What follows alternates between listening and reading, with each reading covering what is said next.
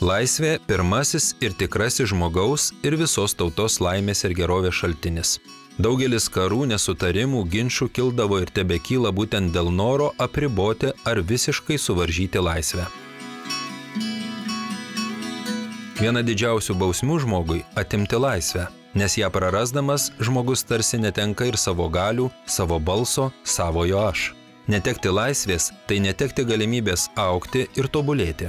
Priklausomybė ne tik žemina tautos vardą, bet ir menkina jos valią ir dvasią.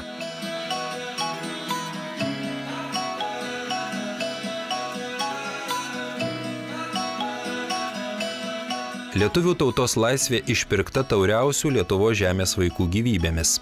Šiandien mes lenkiame prieš juos galvas ir gerėdamės jų žygiais visam pasauliui skelbėme. Niekada nebevergausime ir visomis jėgomis ginsime tėvynės laisvę.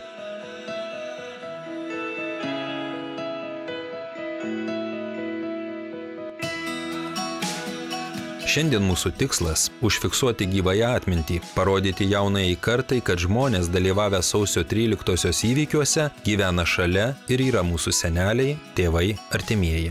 Visi privalome siekti išsaugoti nors dalelę autentiškų prisiminimų. Vėliavą netaip sunku iškelti, kaip sunku per kasdienybę nešti, rašė poetas Justinas Marcinkevičius.